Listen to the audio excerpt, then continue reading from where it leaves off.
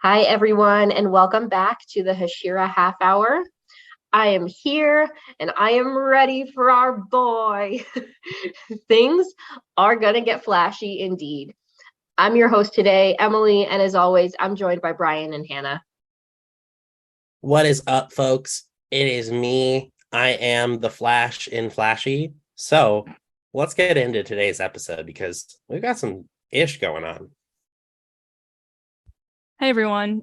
I just flashily bought some Demon Slayer manga yesterday because of Barnes & Noble's flashy sale, since we're going on that theme right now.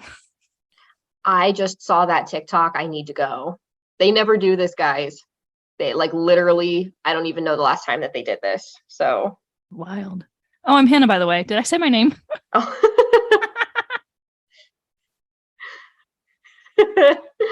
Oh man. All right, on that note, today we are going to be talking about episode 5 of the Entertainment District arc. Things are going to get real flashy, a very apt name for what is to come. And this is where we begin to get into the meat of this new season. We are preparing to face our demons head on. The episode opens with our starring Hashira Tengen bounding across the rooftops of the Yoshiwara Entertainment District. And we get to see him actually find one of his wives, Hinatsuru, suffering now from a self-induced poison dose. She had taken that to get out of the Kyogoku house, but as he's tending to her, she asks him to just leave and go battle the demon because she can sense that things are going to get serious. And in this moment, we get to see Tengen be tender. What do you think about Romeo here? Oh, what a sweet moment between husband and one of the wives. Sorry, I had to drop that. This is really the first time we're seeing him be kind of affectionate towards someone. It's like a new side to him and adds a little layer to the onion of Uzui Tengen. I think it's important to see that side. Emily laughing at me. I think it's important to see that side of him come through because he's just been so wild and flamboyant and kind of rude that it's like, oh, okay, maybe he is a nice person deep down. So interested to see how he handles his other wives. Yeah, I know it sounds weird for him to be tender, right? But when you look at it overall, I think it's kind of cute. I think it's kind of romantic in the way of a ninja and a shinobi, because right, we got to think back to that he was a shinobi, right? Like their jobs are to fulfill their missions. And so in a sense, it's like love through professionalism. And I think go her, right? She's like, go do your job, baby. I'll be all right. Love it. Hannah, I'm particularly drawn to your onion reference here. I'm imagining Tengen as like Shrek now, and that's just where I'm at. So that might be for another time, but as they see, Hashiras are like onions. We do like the Hannah in particular. I'm going to call you out a little bit here, but like all the time doing those like, which character am I? And it's like the little filter like on TikTok. But I'm imagining like Tengen doing one, and it's like, which Shrek character am I? Ogres are like onions. Okay. Oh, all right. That's enough. That's enough. I'm not sticking to the script here. Oh man. Absolutely. It is like it feels a little wrong to see him be so tender because it is absolutely not what we've seen. This guy is definitely flashy, but like a little rough around the edges so far too in his interactions. And this, I think, humanizes him a little bit more, even though there's still something a little bit funny and off, even in the context of this world, with like the 3 wives thing that he has going on, which is like good for him. Good for him. Maybe we're seeing right now how this guy can bag 3 beautiful women. So nice to see him be serious, I think, for a minute and to be tender. So he does listen to her. He takes off, brandishing his blades, and uses sound breathing, first form, roar, which unleashes a huge shockwave. Daki is dealing with Tanjiro a little further down the road, and so she feels it, but directs her attention ultimately back to Tanjiro. He's right in front of her. This is where we last left him, preparing to fight Daki on his own right now. And we talked about him experiencing a little bit of doubt. At this point, his resolve is there, but Daki points out that his sword is already nicked. Do you think there's any symbolism here? Oh, definitely. Just hopping back, watching that tape unravel from Uzui's swords. Beautiful. We'll get more on that later, though. But looking at it, right, I think it's, the first scratch on the layer of the onion, really, looking at it that way. Because if you think about it, right, you're facing something so strong, right? And, Tanjiro has that inner reflection moment that it's like, well, it's not me, right? Or it's not the sword itself. It's me. I'm the problem. It's me. He's Taylor Swift in this moment. So he's letting himself know that, like, hey, you're fucking up here and Haganazuka is going to be pissed. Maybe we got to step the game up. I also want to call to Tengen's first form roar, because the whole time I was very confused why he was trying to go underground while Tanjiro was fighting above ground, but we'll get to that in a minute. The first time I saw it, I was so confused. Anyway, side note. I think there's symbolism here. I think it's just kind of, once again, Tanjiro is fighting very hard, but also he tends to make mistakes pretty easily. However, I will say that he is now facing a stronger foe with a very similar power to Rui, and he's only nicked it. He hasn't broken it in half. So symbolism here is that he's stronger, but he's fighting a stronger foe, and yet he still is able to just nick it and not break it in half. So we're getting somewhere, right? I think that, it's the symbolism of his character. It's who he is. It's the things don't come easy to him, but he won't stop fighting no matter what happens. He could literally have 6 broken ribs and 2 broken legs, and he would keep fighting if he could. Not to do that whole annoying plot armor joke, but No, it's true. And I think that's a good call, that we've definitely seen him snap the sword before. So this is a drastic improvement from other things that we've seen. It's not perfect yet. It's not without flaw. And that is just hopefully going to come with time. We'll have to see what happens with this fight here. But there definitely is already a noticeable difference in his skill level, I think, to be taking on also, one of the upper moons. So there's that. I also like that this is happening right after he's having that moment of wavering confidence in himself too. I think it's really cool in a show that's filled with sword wielders to see how that instrument becomes an extension of themselves and how it can reflect themselves. So I think that that's an apt little nick that, he's having his doubt. Maybe the sword is too, but we're going to see if they get through it together. So pretty cool. Symbolism aside, Tanjiro prepares now to use the Hinokami Kagura move, and we have not seen this in a while because it greatly fatigues him to perform it. He commits to it, cries out in memory of my boy, friend Goku, to set his heart ablaze, and he bravely charges towards her, narrowly missing. What are your thoughts? I tear up. I love the fact that this show, it introduced this character and then killed them off so quickly, within the span of 2.5 hours. I feel like a lot of shows and a lot of movies that do that, you feel nothing, and that character is a drop in the bucket of the story. They just show up, they do something, and then they're gone. But with Rengoku, it's so different. First of all, the development of him in those 2.5 hours had everyone loving him and crying because he died. But what I really, really love to see is that effect that he has on Tanjiro. We talk a lot about Tanjiro's effect on the people around him, but we we don't see the effect that other people have on him a ton because we're so focused on him being the good kid. So to see that it's really his words, it's Rengoku's words, set your heart ablaze, that are pushing him forward. Because like you said, Emily, he just had this moment of, kind of not believing in himself, second guessing if he could do it.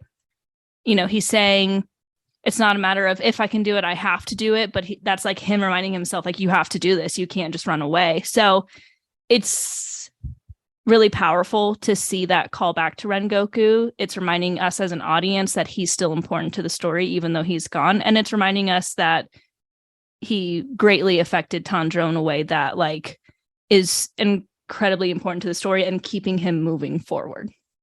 Yeah, I think with Rengoku being kind of Tanjiro's initial torch, right? And I think, Hannah, you made a really great call out there about how the effect of Tanjiro on others. I think that Rengoku was only an amplifier for Tanjiro, because at this point now, right, his fire in his heart is so much greater because he's taking on the will of Rengoku at this point. He has, connected with Senjuro. He's gotten punched in the face by Shinjiro at that point, right? Like, there's been a lot of development with that family and that relationship. So now he's carrying on not only what Rengoku meant to him, but what Rengoku meant to Senjuro, and to a certain extent, what Rengoku meant to Shinjiro as well, because they didn't have the same view, both Senjuro and Shinjiro. So I think it's really important that Tanjiro gets to carry this on.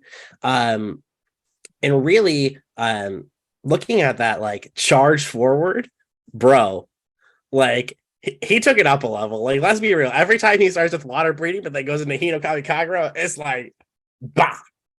It kind of breaks my heart. We all know my thoughts at this point about Rengoku, and I think that I completely agree with both of you. It's like he was a catalyst, and it was somebody for Tanjiro to look up to when so many others look up to him. And in a lot of ways, as hard as it is to have the death, I think that it sets a lot into motion moving forward. I think it really drives a lot of these characters, and particularly Tanjiro, for the rest of this story. And he carries that literal physical reminder with him, right? He's got the hilt on his sword. So not only is it a reminder of like how to practice and become like a successful fire-based demon slayer, but at the same time, there's this reminder that you can still lose. You can be as strong as somebody like Rengoku, and you could still potentially not stand a chance against these demons. And so I think that reminder of their humanity is something that's like beautiful to him, but that also probably terrifies him, at least right now. We've talked about that. So all he can do is keep setting his heart ablaze, be brave, charge forward, and face your demons head on. So love Rengoku, love getting a little flash of him. But when it comes to the fighting, though, this is pretty impressive what we have going on now, right? So Daki seems pretty taken aback by Tanjiro's sudden switch in fighting styles, and two opposite fighting styles at that, water and fire. The fire itself takes a toll on Tanjiro in this move, who reflects back on time that he spent at the Butterfly Mansion, and he recalls needing to raise his internal temperature in order for the Hinokami Kagura to take full effect. What do you think about him forcibly giving himself essentially what's a fever to be able to fight? I mean, it makes sense. I think in this universe that like we're seeing, I think it is important to call out that he kind of talked about his body not being made for water breathing. So I get this feeling that maybe like this kind of feverish temperature is actually more of just his natural temperature. We talk a lot about how he's a child born of fire or coal, so like everything about him is just like fire related. And it's showing when he's like, I'm not made for water breathing. Like, that's not compatible with my body. So maybe this is just him getting his body temperature to what it should be. it's just different from the average human being. Maybe. I don't know. Or he's just fighting with a fever all the time, which no wonder he's always breathing heavy then. Yeah, I think kind of tangential, kind of not. I think it's kind of interesting that Tanjiro is fighting while, you could call him sick to a certain extent, right? I remember as a kid when I was playing sports, I was actually in state championships for hockey as a kid, and I had 102, 103 fever, and then my parents were like, "You're staying home," and I'm like, "Absolutely not." I ended up winning state, playing all 4 games as the only goalie on the team with 102 fever. So, like, I think to a certain extent, when there's that much pressure on your body, I think you go into this overdrive mode. Obviously, Tanjiro feels the results of it, right? We've seen that before when he literally collapsed in front of Rui. But I think that like internal temperature raise is quite literally him setting his heart ablaze. And also him putting himself in that mode where the pressure's on. And, maybe Tanjiro has ADHD. Okay. Maybe he needs that like pressure in front of him to push him forward. And you know what? We stand a neurodivergent boy. Okay. Listen, he definitely has ADHD, and I have so many arguments for that. I think this is extraordinarily tangential, but I think a lot more of us have a lot of these things than we've probably been diagnosed with. Not here to self-diagnose, but like something's wrong with us. And that's a generational comment. So who knows? But I think that you're right. I think that our boy is no exception to that rule. And I like both of your points. It's like, on the flip side, I was somebody who like could keep going. But then when my body like did get that fever, like that was it. That was like I'm done. I can't even imagine like getting out of this bed, let alone fighting a demon in like sword-based combat. Like absolutely not. So and that was something that I think I had forgotten until I rewatched this, was that he was essentially doing that. And maybe it does feel a little bit more natural for him, and that is closer to his like natural state than what it might be for us. However, it's still new to him, so I imagine is still taking a toll, and we'll have to see. We'll have to see if he's able to pull it off, and it may be that practice makes perfect with this one. So in this moment, though, he does successfully pull off the Hinokami Kagura, and he surprises us with a new move in conjunction with it. Just when we think that Daki has him, he disappears and then reappears above her, going for the opening thread. However, she does react in time and dodges his attack. This is still a really cool move. And then, unfortunately, the toll of the Hinokami Kagura hits him fully at this point, and he collapses. But he's not ready to give up yet. Will our boy ever learn? Probably not. I mean, drive directly into a brick wall and then do it again because you need to go through it, right? I think that, first off, Fake Rainbow, I was also listening to it in the car, as well as like trying to watch it when I got home.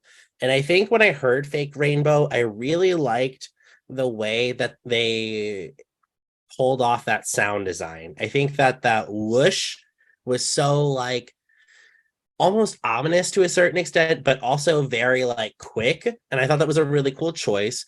But I don't think Tanjiro's ever going to get the point that maybe you should stop yelling your moves out loud. Like, I don't think that, I think that just goes for every MC though. Like, you got like Midoriya yelling random state smash. Like, it's never going to happen. And it's an unfortunate trope, which would make a lot of anime battles a lot shorter. That's true. Yeah, I think it is an anime thing to like shout your moves. Like, it's like they can't do it without shouting it, like literally. It's 100%. like the reverse of like American cartoon villain, where they're like, I have you now, let me tell you my entire plan. Oh my gosh. No, Tanjiro will never learn. Let's be real here. We're talking about Tanjiro. He has a very, very powerful speech during this too about wanting to stop the, just like this generational trauma that's pretty much happening. He won't let people lose their loved ones anymore. And it shows like all of these characters that we've met and like signifying that they've all lost people, you know, because of these demons. And he seemingly is like literally saying to himself that he's taking on like all of that on his own shoulders. And it's like, Tanjiro, like, relax. But that's who he is. He wants to protect everyone, and he doesn't want people to experience the pain he's gone through, which, like, can you blame him? If I were like in his shoes, I would not want people to go through that pain either. Like, that must really, really suck. So no, he's never going to learn. I also want to call out that he did, I think, 3 different Hinokami Kagura forms in a row here, right after talking about the fact that he could only do 1 at a time before. So more growth for our boy. Snaps for him. Snaps for Tanjiro all the way. Yeah, I think honestly, any of our dynamic trio here, any of them learning is probably a shot in the dark. But we can hope. We can hope that they learn inadvertently, right? And that either they get better, or they get, I hesitate to say smarter, but they learn their limits. Let's say that. Let's say that they safely learn their limits, that they are able to effectively protect those around them and live up to everything that Tanjiro described in his speech. That's the goal, but they got to take care of themselves first a little bit. So Tanjiro's fighting, he's kicking ass. Meanwhile, back at the Ogimoto house, a girl there starts screaming about a monster boar, and we know what that means. Here comes the comic relief. Our favorite idiot is back and on the prowl for the demon we saw him begin to sense a little earlier. It's really nice to get to see Inosuke again here. It definitely lightens the mood immediately. And he starts slicing through, he's like jumping through the floors, slicing through walls, and then he finally finds a hole in the ground that he believes leads to the demon's lair. He then proceeds to dislocate all of his joints so that he can use the demon's path as an underground slip and slide.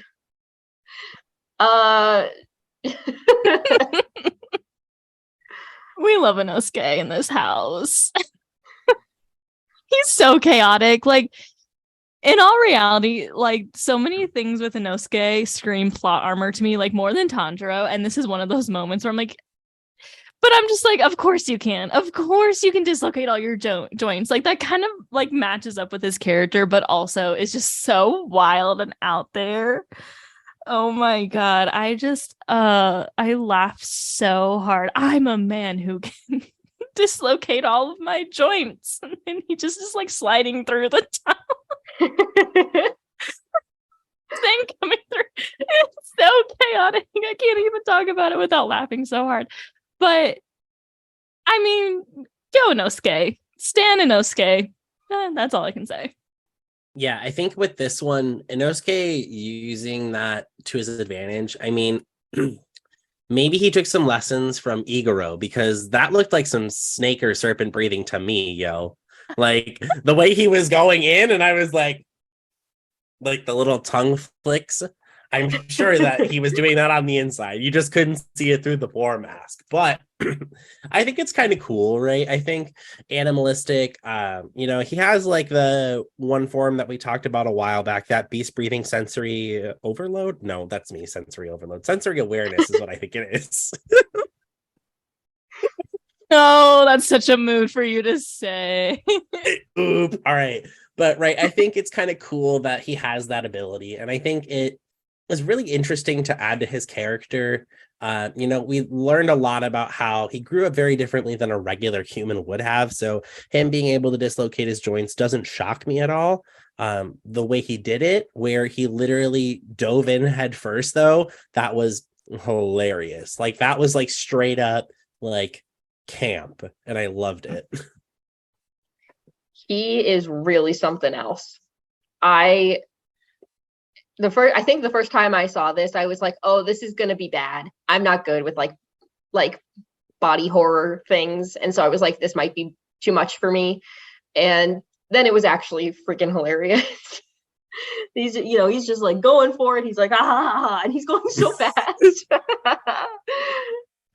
And oh man, yeah, something's wrong with this boy too, while we're on the topic. So oh, we've been knowing that. But at the same time, I'm like, like I'm watching this and I'm like, this, who would even think to do this? But then on the flip side, I'm like, I'm sure that like,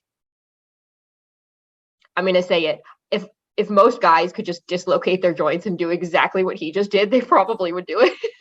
They're like, oh yeah, this sounds like fun. This will be great. Insane, chaotic energy from our insane beast boy once again. But goofiness aside, his instincts do actually turn out to be pretty spot on. He finds the lair where Daki's obi sashes have gathered, and this is kind of a messed up food storage room, if you will, where he finds them. He notices that, on the other end of this blood demon art that she has, humans are trapped inside of the actual design of the obi, but they are still alive, being stored essentially for food. Inosuke slices a few of them free and begins to battle with the obi itself, which seems to have a mind of its own. And then he notices that Zenitsu is trapped inside. Oh no. Is King Inosuke going to have to save the day here? Kind of. I mean, I think this is kind of, well, he faced the spider demon father, so I wouldn't say it's his first solo battle, but I do think it's kind of interesting now that he's leveled up a little bit, because you get to see his thought process a little more. You start to see that, okay, like he's actively thinking about like kind of what's going on with this demon, right? And you kind of see that if he just keeps slashing at it, it's never going to end, right? So he kind of has like a critical thinking process now too, which I think, not smarter, but has found a similarity in the pattern of fighting demons. And I think that's what's important here, is that Inosuke is never going to gain common sense. We have to accept that here, but he will gain like knowledge of errors and knowledge of repeating those errors. And I think that could be said for something, right? Well, I think he has grown a little bit smarter, and I think he's willing to tap into that smartness a little bit more than he used to, even though he will never admit it. I think that he definitely has gained some battle smarts over the past few battles that he's had with this squad. And while, like I said, he'll never admit it, and he'll be like, oh, that's not my style, he still is doing it. Was anyone else super confused by this demon? I don't know about y'all, but when I was watching this, I was like, what is this demon? Is it like a side, like a stage hand here? Like, what's going on? It's got like a mind of its own, but not really. Anyway, I just felt like I had to throw that out there. Was I the only one confused? I think I was confused when I was reading it. Okay. I feel like it made a little bit more sense after watching it, but it is still kind of unique. It's like not really something that I think the closest that we've seen that I can think of is probably Enmu being able to like, and this was explained, I think, more clearly, but being able to like be the train essentially, but then also like you have like the little hands kind of going on their own, crawling around. So that I think that was the closest, but this is definitely a little bit different in that there's like the moment of them like talking to each other. But she's like just an obi. Anyway, sorry, I'm not the one supposed to be asking questions this episode, but I was just confused, so I felt like I had to bring that up. Am I just slow? Probably, but Inosuke, on the other hand, is doing a great job, and if he needs to save the day, I kind of trust him to do it at this point. I think you're right. I think he'll find a creative way to make sure that everyone is safe as best as possible. But we also see him kind of struggle with that internally a little bit as he's kind of having this dialogue with the Obi Sash as well, realizing that like his instinct is to fight, but something that he's not used to that he does need to do here is also protect at the same time. So new for him, but I think he can probably handle it. But the good news is he doesn't have to do it alone, because we see that Suma and Makio wake up. They throw their kunai blades to help pin down the Obi.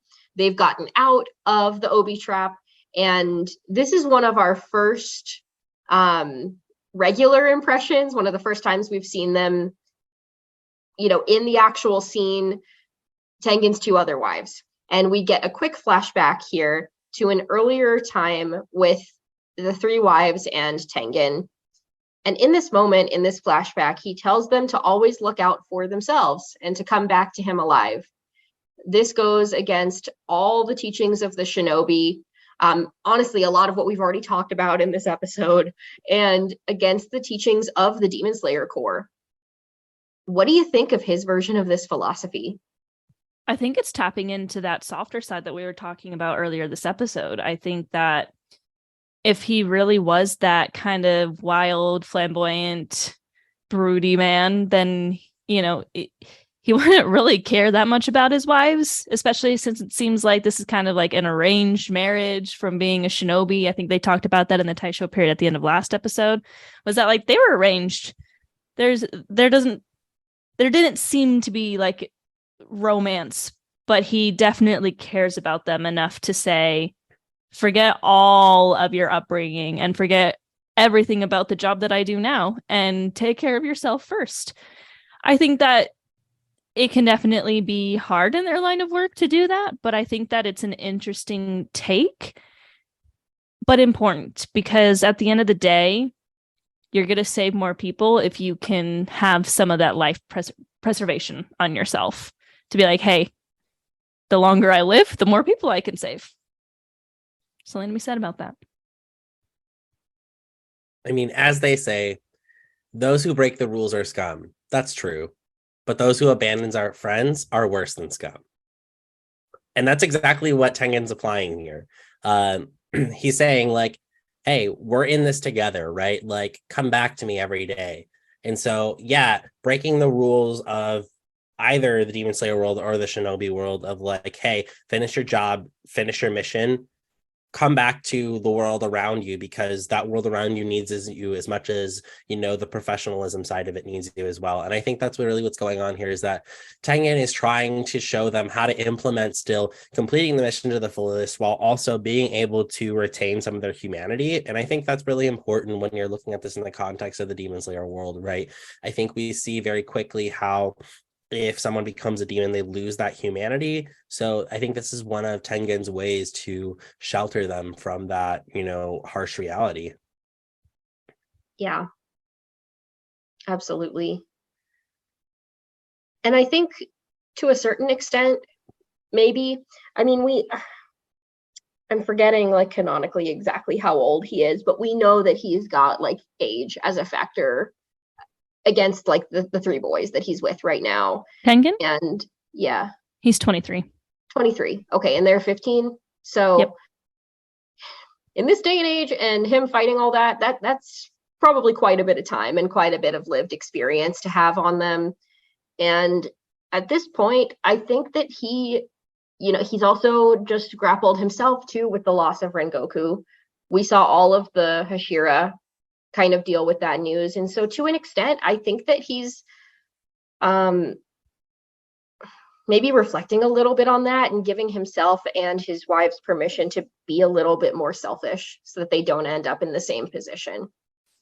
And that might not be okay necessarily, but it is the decision that he's making. And it's a very human decision. We've talked about this before. Doesn't make him a bad guy necessarily. It's just a little bit different than what we've seen. And it's a little refreshing, I think, to see that from somebody else who's ranked just as highly as Rengoku would have been. Big difference in the mentalities of these people that are on the same team. But not any wrong perspectives necessarily. So philosophy is great. We also, in a really fun moment here, we actually get to see Zenitsu leap into action as well. He's not quite awake here, but he does kick some ass with his thunderclap and flash.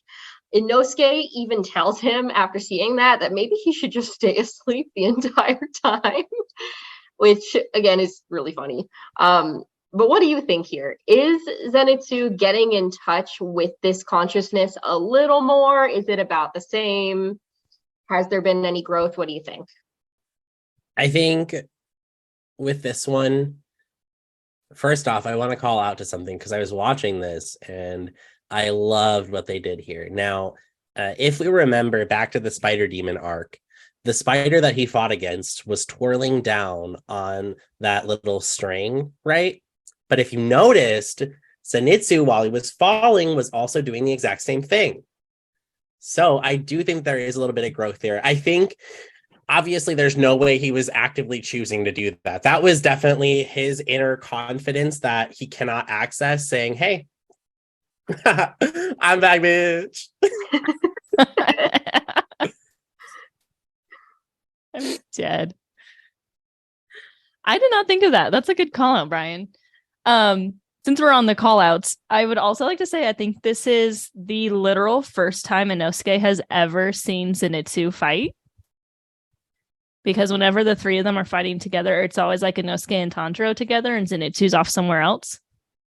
So that's probably why he's like, maybe you should stay asleep. He's like, oh, you can actually do things. Wow. I don't know if he's really getting in touch with his consciousness. I think he's getting more brave when he is conscious, which is affecting his fighting while he is asleep. Because, I mean, maybe he is just a little bit more aware of his actions while he's asleep now than when he was before.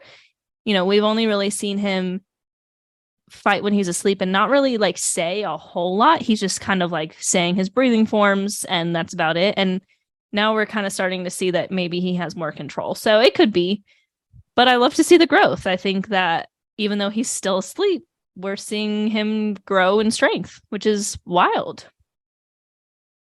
It is a little wild and it's so cool. And that's, in any other context, probably the last word you would use to describe Zenitsu. Is cool. He's like, you know, he's kind of like a weird, love-struck, kind of klutzy, scaredy cat little guy. But when he can tap into it, or when it reveals itself, even if it's unconscious, he can stand up there with the best of them. It's really, really cool. So excited to get to see more. Hopefully we will see him continue to get in touch and maybe become a little bit more conscious as he's using this power that he has. But to finish our episode off, we see Tengen appear to finish up where the others have left off down here in this little cavern. He sees that his wives are safe, and he tells them that he's proud of the flashy work that they've done.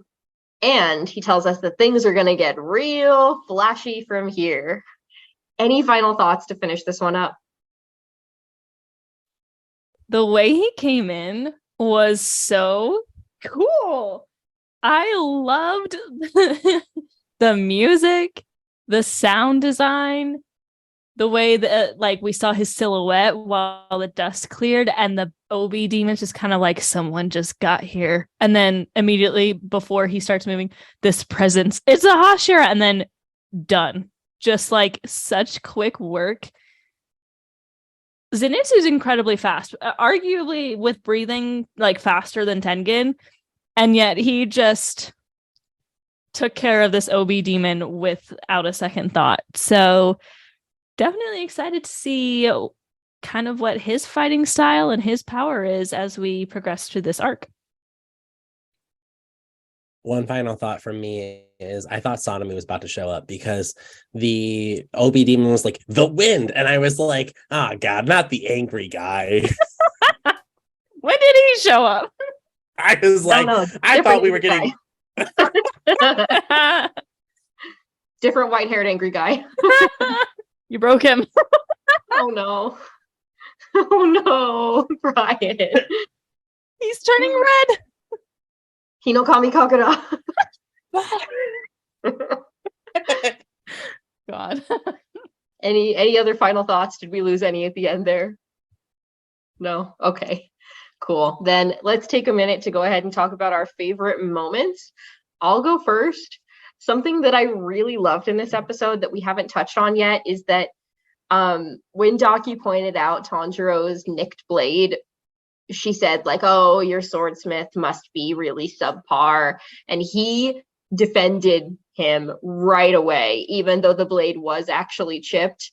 And I just thought that was so pure and sweet. But I'm also like, maybe now is not the time to get into it with this demon about like defending your swordsmith. But he is like, I'm about honor, and you will not talk about Haganazuka that way because he is a good swordsmith. It was just really pure, if not the most ideal timing maybe for Tanjiro. But it's like focus, ADHD Tanjiro. Focus. Also, honor. I got Bryan on that one. That was my best Zuko voice. This is so cliche of me to say, and everyone's gonna call this, but my favorite moment was absolutely when Tanjiro was saying, "Don't go down in defeat, blaze, ablaze, ablaze, set your heart ablaze." For a multitude of reasons. Like I touched on earlier this episode, I think that's just a powerful moment for him as a character. It's a powerful moment for us as an audience. I think set your heart ablaze is just such a good statement for us to use in our everyday life, to go beyond and but also plus ultra. Plus ultra, set your heart ablaze is better. Sorry, My Hero fans. I love My Hero. I was just telling Bryan about how this season slaps. Anyway, side tangent. The other big reason why this moment is now my favorite moment is it actually kind of brought a tear to my eye when I watched it, because it was the first time that I watched it since we saw his voice actor say it live on stage, and it just brought back the memories. That was almost a month ago already, and just like hearing him say it in the show in like that capacity and just like remembering hearing it live was really special to me. And also I feel like he gave it more effort at the show. So he's cool. Yeah, I think my favorite moment of this one, I kind of did already talk about it, but I think it was Zenitsu twirling down. It came to a very close tie for me, but I think that was just so cool and such a well-placed like item, because it was such like a creep factor for him last time. And like we all talked about how that scared the shit out of us. And now to see our protagonist kind of reveling in that. And I thought that was really cool. One other thing I thought was super fun was watching Tengen's blades unravel. That was just very well done as well. Just like he like almost like cocked the blades a little bit behind himself and they all just fell off. And I was like, I don't think that's how physics works, but sure. Flashy. I was gonna say this episode is very flashy. Everything that happens, flashy. Flashy. All very good moments that we've picked. I would like to give a quick small shout out to one little bonus moment. Very quick thing. I don't think they really even drew any attention to it. But in the last moments where Tengen is reunited with his wives and they start crying, can we talk about this for a second? Oh my god. His like big derpy eyes. Oh no. What? And they're like crying because they're so happy, and he's just like, okay. Dead. Oh man. I love anime. Me too. I love when they draw them ugly. I think there's nothing like funnier to me than just like the bad illustrations. Demon Slayer does that so much too. So many just silly little doodles. I'm dead. Oh man, so much good stuff. This was a very balanced episode of like some very serious, heartwarming moments and then some really ridiculous comedy. And I think that it toes that line very, very well. But that's about all the time that we have for today. So we will see you again soon for our next episode. We hope that you enjoyed today's show. And of course, don't forget to follow us on TikTok and Instagram. We're at Hashira Half Hour. And of course, don't forget to also hit us up on Twitter at Hashira Half if you have any thoughts, questions, outbursts, Shrek references, whatever you want. Thanks for tuning in, and we'll see you next week. Umai. Umai. Bye.